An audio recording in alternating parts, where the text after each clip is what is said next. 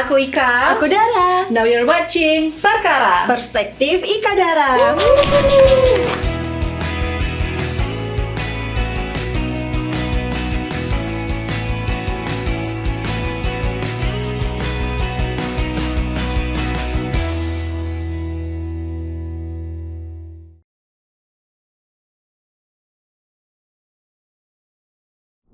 Nah, Pierce, jadi kita hari ini akan membahas suatu hot issue yang selalu jadi trending sih kayaknya setiap berita ini naik, dan pemainnya tuh selalu ganti-ganti guys. Ada siapa aja tuh, Kak? Ada Dilan Janiar, Agnes Jennifer. Harusnya dari dua nama ini kalau udah tahu sih apa yang harus kita bahas kita hari ke ini. arah mana? Iris Bulur, terus juga ada Inara Rusli, Rachel Fenya, dan masih banyak lagi kasus-kasus perselingkuhan yang akan kita bahas di hari ini. Jangan lupa Ibu Cinta.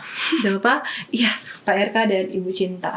Nah, jadi memang kalau kita lihat dari case-nya, bukan karena look ya seseorang itu diselingkuhin, karena memang yang diselingkuhin jauh lebih cantik, lebih keren daripada si selingkuhan. Dan kita akan bahas lebih dalam nih. Iya, oke, kita lanjut. Oke, dan sebelum itu kita lihat dulu video-video tentang perselingkuhan. Halo guys, setelah sekian lama aku tidak pernah berbicara apapun mengenai isu perselingkuhan. Aku nggak respon apapun gitu ya. Banyak dari kalian juga udah ngikutin kasus aku yang lagi viral belakangan ini, yaitu tentang hiruk pikuk rumah tanggaku. Dan aku belum siap untuk melakukan klarifikasi secara jelas terang-terangan gitu ya, karena untuk berada di titik itu sampai benar-benar aku klarifikasi yang sebenarnya terjadi kepada kalian itu butuh waktu yang cukup lama untuk menenangkan pikiranku, hatiku, berdamai dengan diri sendiri, memaafkan diriku sendiri dan juga dia. Dan aku tidak pernah berharap ada di posisi ini. Di sini yang aku nggak suka adalah ada sesosok perempuan yang mungkin kalian tahu, kita sebut aja inisialnya PK, yang selama ini bermunculan di sosmed di tengah-tengah huru-hara rumah tanggaku gitu ya. Setelah huru-hara yang terjadi di kemarin, akhirnya aku berani speak up karena aku sudah tidak tahan lagi dengan apa yang terjadi dan aku ampet selama ini. Akhirnya meskipun belum the whole story, but I did it. Dan aku sangat happy akan itu. Ternyata kehidupan setelah menikah tidak seindah dongeng, dan kenyataan yang pahit yang harus diterima adalah kebanyakan peran bagi seorang wanita itu bisa membuat dirinya kehilangan dirinya sendiri. Menjadi ibu, istri, sekaligus pekerja di waktu yang sama tentu sangat melelahkan. Aku pernah merasa di titik yang benar-benar rendah, di mana aku tidak pernah merasa puas dan cukup pada diriku sendiri. Capek tapi harus kuat sendiri dan gak boleh kelihatan lemah, itu sangat melelahkan kalau dilakukan setiap hari. Sampai akhirnya aku sadar aku gak bisa terus begini karena ada anak juga yang harus aku pikirkan. Dan alasan kenapa Haiza, anakku, tidak ikut di apart sama aku, tentu karena aku butuh waktu untuk sendiri, refleksikan diriku, lebih mencintai diriku sendiri dulu. Aku butuh waktu untuk mencerna semua yang terjadi di hidupku yang tidak pernah aku bayangkan akan seperti ini. Oke, nah kalau Dilan ini tuh seru ya, karena dia ngetawain pelaku perselingkuhan itu secara live, jadi si pelaku ini nggak bisa ngapa-ngapain. Iya benar. Dan di situ juga kita bisa lihat si Safnonya malunya seperti apa, dengan dia tuh sebenarnya kayak nggak tahu malu tapi malu gitu, ngerti nggak? Malunya karena lagi di live gitu aja gitu. Sebenarnya dia pengen ngetawain diri sendiri nggak sih? Tapi nggak tahu ya. Tapi orang narsistik ini apakah bisa? Oke, terus kita juga banyak kasus lain ya sebenarnya, tapi kalau kita bahas gosip kayaknya akan sangat tidak cocok dengan perkara. So kayaknya kita akan cerita dari pengalaman real aja, baru kita bahas ke beberapa topik lain. Kenapa orang bisa selingkuh? Menurut Kak Dara kenapa? Kalau menurut aku kurang bersyukur aja sih, karena dilihat dari kasus-kasus yang tadi kayak kasus Dilan Janiar, Agnes Jennifer, sebenarnya apa sih yang kurang di perempuannya? Oke, kalau memang ada kurangnya pun, harusnya lelaki juga berkaca kepada diri sendiri. Apa yang kurang dari kamu? Kalau memang kamu merasa bahwa pasangan kamu ada kurang, ya diobrolin. Oh, kalau memang nggak bisa diobrolin, coba refleksi diri gitu. Aku juga banyak kurangnya gitu. Dan sebenarnya konteks dari semua perselingkuhan tuh udah pasti awalnya didasari dengan rasa tidak bersyukur gitu. Dan kalau misalnya aku sebagai orang yang pernah diselingkuhi, alasan orang yang menyelingkuhi aku itu adalah karena aku tidak respect ke dia. Bayangkan kalian respect ke orang yang pernah menyelingkuhi kalian. Jadi for your information, dia sudah selingkuh beberapa kali sebelum perselingkuhan puncak itu terjadi. Aku sebutnya karena ada beberapa fase selingkuh, ada perselingkuhan puncaknya, dan dia bilang karena aku kurang respect. Dan aku kurang respectnya setelah tahu dia pernah nyelingkuhin aku gitu. Iya benar. Dan soal respect tadi itu memang lelaki sangat butuh di respect, tapi perempuan juga butuh dibikin merasa aman gitu. Nah, perempuan biasanya tidak lagi respect ketika dia sudah pernah terancam keamanannya gitu. Jadi kalau misalnya untuk lelaki merasa tidak di respect sama perempuan, balik lagi refleksi diri lagi, apa yang pernah kamu lakukan di masa lalu sehingga si perempuan ini tiba-tiba berubah nih, jadi tidak respect. Kecuali jika dari awal berhubungan memang kelihatan langsung nih, oh si perempuan ini tidak respect ke saya gitu, ke aku. Jadi bolehlah kalian membuat alasan respect tadi, karena rata-rata memang yang tukang selingkuh itu mau laki atau perempuan alasannya respect. Kalau perempuan alasannya karena kurang nyaman atau kurang disupport atau kurang waktu kurang gitu. waktu. Tapi rata-rata gitu sih, mau siapapun yang berselingkuh pasti alasannya tetap menyalahkan si korban. Tapi itu tidak bisa menjadi pembenaran ya guys. Tadi aku juga waktu nge-live di TikTok ada yang bilang karena cowok itu butuh tempat yang nyaman untuk pulang dan bercerita. Masalahnya kalau rumah itu sudah tidak nyaman, yang harus kalian lakukan adalah apa? Tinggalkan dan cari rumah yang baru. Tapi dengan syarat rumah ini kalian udah nggak boleh huni lagi. Tapi kenapa kalian tetap kembali ke rumah yang lama? Berarti kan kalian masih ada rasa nyaman di situ. Tapi kalian mencari suasana baru aja, dan itu yang nggak boleh. Jadi sebenarnya nggak ada alasan yang bisa memvalidasi perselingkuhan. Even kalau kalian merasa oh hubungan ini toksik, dia nggak baik, ya udah putuskan. Caranya adalah tinggalin dulu yang lama, selesaikan, baru mulai dengan yang baru. Bukan dengan cara memulai dengan yang baru tapi yang lama masih dikip. Nggak, itu salah. Itu yang namanya selingkuh. Ya, loyal itu expensive guys. Only a classy one yang can do. Jadi kalau misalnya kalian gak mau dikatain murah, gak mau dikatain tidak berkomitmen, ya kalian harus loyal. Karena loyal itu mahal banget. Karena gini, sebenarnya nih aku dari sisi perempuan ya, aku bisa setia ketika memang kamu adalah orang yang layak untuk aku setia gitu. Bahkan walaupun si someone ini tidak layak pun aku tetap setia guys. Born to be a loyal girl guys. Kami Cancer. Siapa yang Cancer di sini? Cancer Pride. Ya, Oke. Cancerian. Terus pertanyaan yang kedua yang kita bahas, mungkin aku akan sedikit cerita nanti. Selingkuh itu bisa dimaafin atau enggak dari Kak Dara dulu? Nggak bisa dimaafin. Walaupun kalian punya keputusan untuk memperbaiki hubungan ini, tapi nggak bisa dimaafin sih. Lebih ke makanya tadi sebenarnya soal tidak respect itu karena itu ya. Maksudnya kayak gini, kalian sudah berselingkuh, terus kalian minta maaf. Kalau aku nggak bisa maafin, kalaupun ada yang bisa maafin, tapi rasanya nggak akan sama lagi gitu. Pasti ada yang berbeda. Iya, pasti ada yang berbeda. Termasuk respect tadi. Gimana kamu mau respect sama seseorang yang sudah menghancurkan your life kayak gitu. Hancurnya itu bukan cuman hati doang. Kegiatan kita juga hancur kalau diselingkuhin. Berdampaknya itu bukan ke hanya satu hal, bukan hanya soal hati, tapi juga pikiran, pekerjaan, terus juga bahkan ada yang sampai sakit. Sakit fisik. Karena mental tuh sangat berpengaruh guys ke kesehatan. Nah tapi kalau aku sendiri juga dulu prinsipnya gitu, selama ada perempuan lain aku nggak bisa maafin Kak. Nah jadi aku merasa udah terlalu banyak invest waktu, ada banyak kenangan, keluarga juga udah tahu, sering posting di feeds dan story. Sebenarnya kalian grow up and glow up bareng harusnya ya, waktu itu. Ya harusnya dia bersyukur gitu. Jadi aku dulu nggak ada teman itu guys, benar-benar merasa sendiri, nangis. Sebenarnya everyone talk about this waktu itu ya.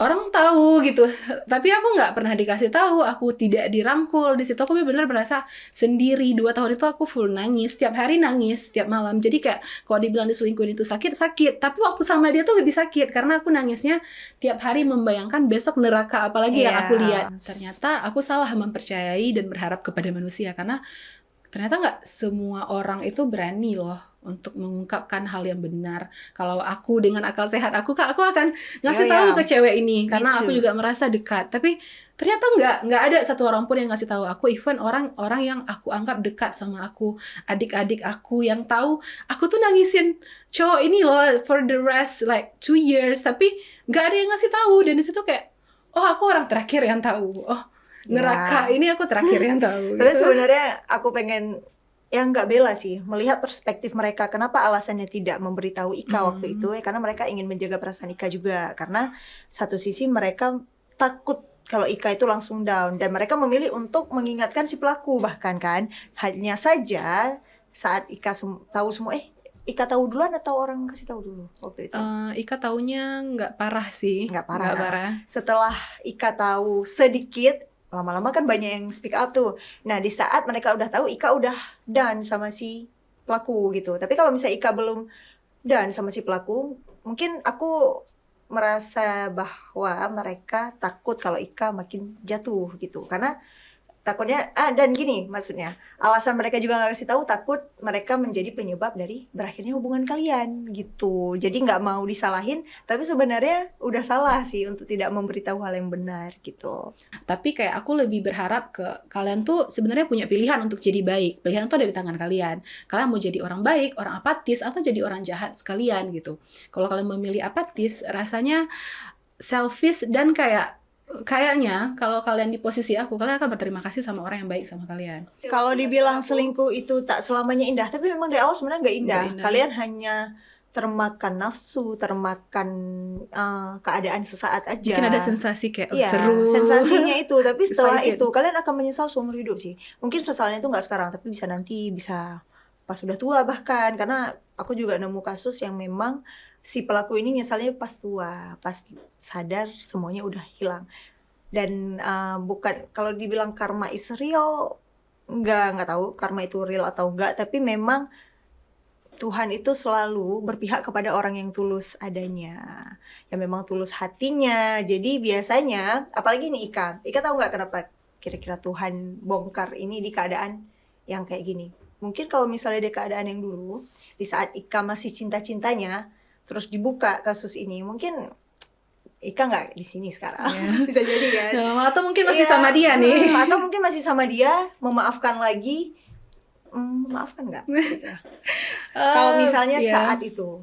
Kayaknya karena masih cinta, memilih sama dia, tapi kayak walaupun sakit, walaupun berdarah gitu. Ya, Tapi kan makanya masih cinta Tuhan sama bongkarnya itu setelah Ika selesai sama dia.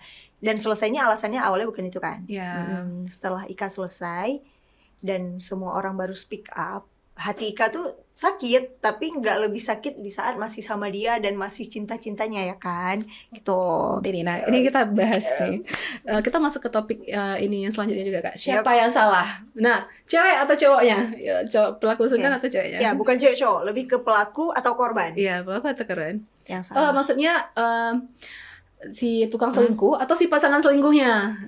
Oh iya, I mean, guys, benar, siapa yang benar. salah di antara itu? Kenapa ya selingkuhan itu ya, yang my experience juga dan banyak experience orang juga. Selingkuhan itu biasanya suka cari muka ke pasangan aslinya. Iya. Kayak sekedar nge-follow tiba-tiba atau tiba-tiba SKSD gitu. Tiba-tiba kayak Kenapa nanya, pengen deket ya gitu rasanya? pokoknya dia cari celah kayak menunjukkan ke kita bahwa dia itu eksis gitu.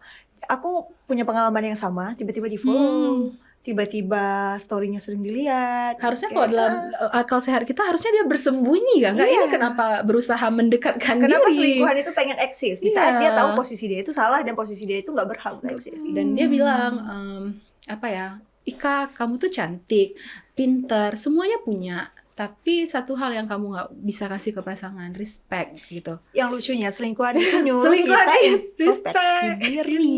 Dan dia bilang, Ika kenapa nggak imbangin aja? Aku kalau jadi kayak aku imbangin. Nah, guys, kalau soal imbangin tuh please, nggak semua orang punya nilai hidup yang begitu gitu. Kita tuh beda kelas. Nah, kalian yang jadi selingkuhan jangan bahas beda kelas. Emang kalian kelas berapa? Jadi gini, kalau dia bilang Ika harus imbangi, ya not her class gitu, bukan level dia Dan untuk nggak imbangin bisa hal yang gitu. begitu. Jadi nggak semua orang kalian, maksudnya gini, ketika aku misal jadi selingkuhan, terus aku bilang ke dia, ya udah imbangin aja, selingkuhin balik kayak gitu. Kan norma hidup orang beda-beda dan tingkat kamu jadi selingkuhan aja harusnya kamu tahu diri kalau kamu nggak berhak untuk nyuruh dia introspeksi diri karena kamu sendiri juga bukan orang baik-baik gitu. Menurut aku kalau misalnya kita imbangin nih, itu si cowok ini selingkuh aja itu udah toxic. Terus Iya. dua-duanya itu saling selingkuh maksudnya.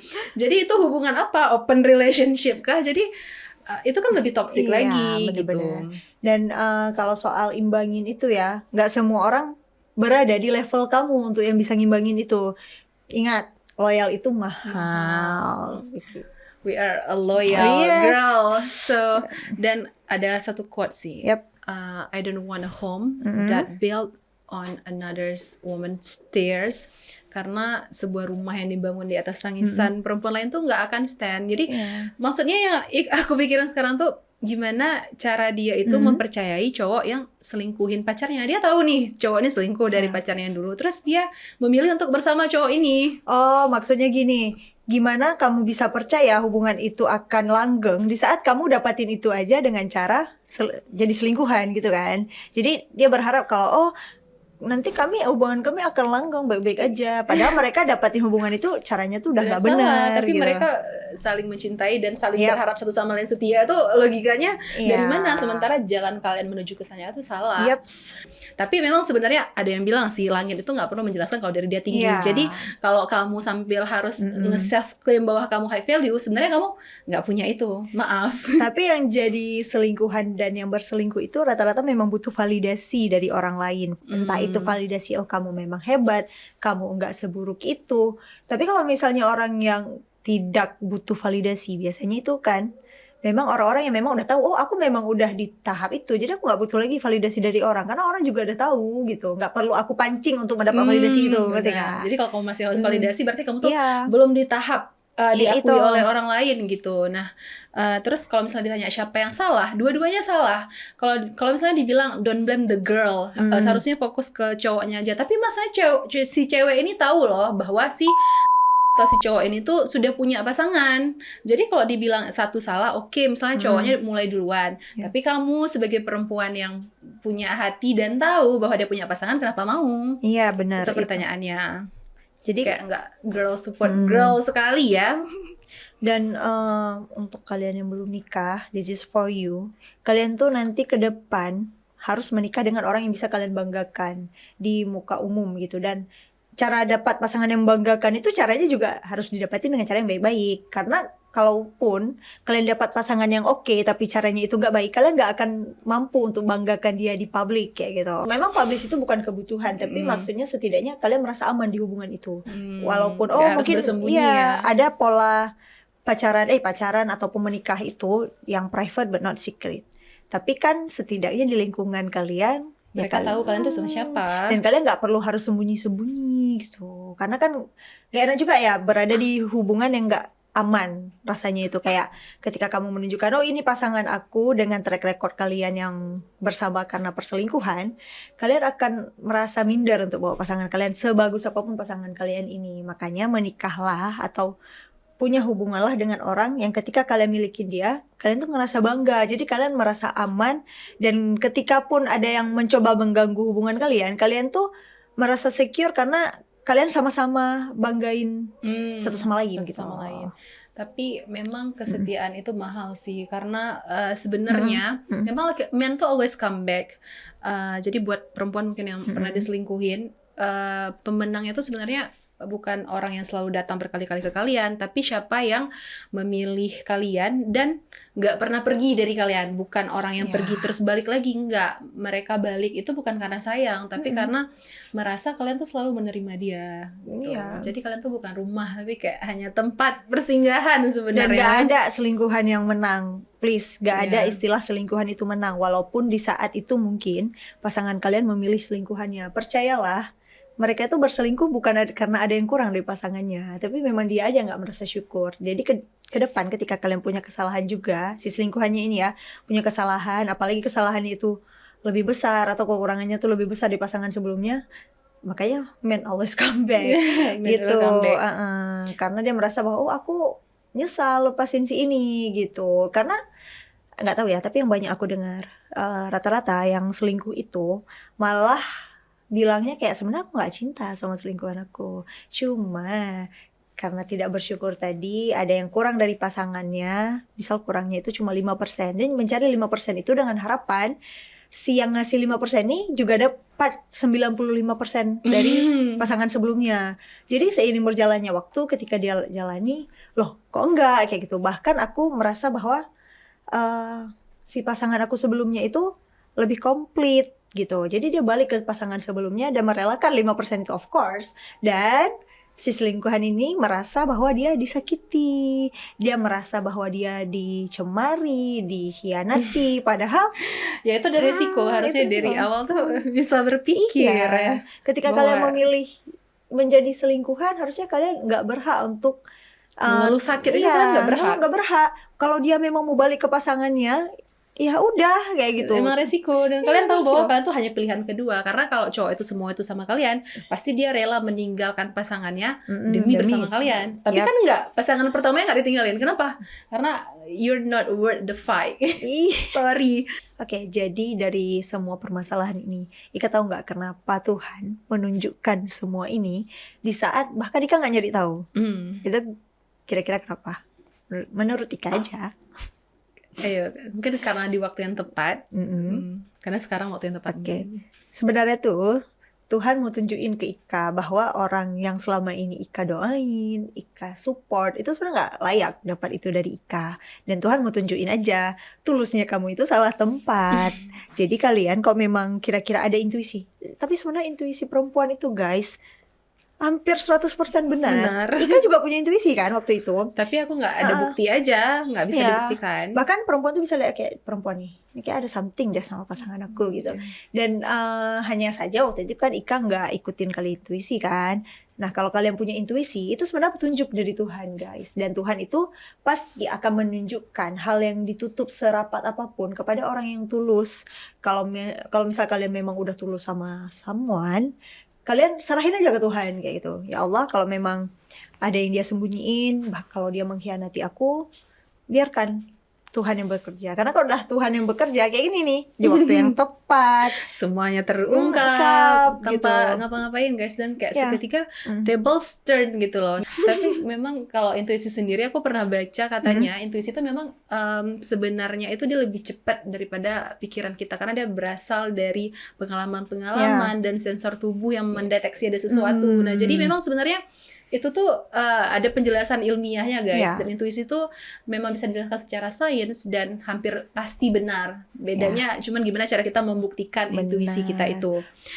Dan kalau misalnya bicara masalah bukti, sebenarnya laki-laki itu dengan ada bukti di depan mata pun tidak akan pernah mengakui kesalahannya. Memang tapi itu sifat naluriah manusia kan Kak. Ketika kita salah kita pasti akan defense. Kita akan berusaha menutupi kesalahan itu supaya kalaupun kita ngaku nggak sebesar itu dampaknya. Tapi masalahnya itu biasanya orang menutupi perselingkuhan itu dengan cara bohong dan bohong terus, biasa dimanipulasi kah.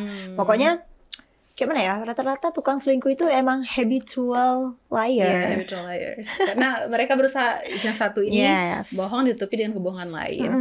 Nah, oke, tapi kayaknya kita akan bahas selingkuh dengan lebih lanjut lagi di episode selanjutnya, karena kita masih akan membahas sebenarnya trauma apa sih yang dirasakan oleh si korban ini sampai kenapa bisa speak up dan semarah itu. Nanti kita bahas di episode selanjutnya guys. Oke guys, so that's all our second episode of Perkara Podcast. Jangan lupa like, comment, dan subscribe. Terus kalian follow juga akun Instagram Perkara Podcast, akun TikTok Perkara Podcast untuk informasi lebih lanjut. And see you.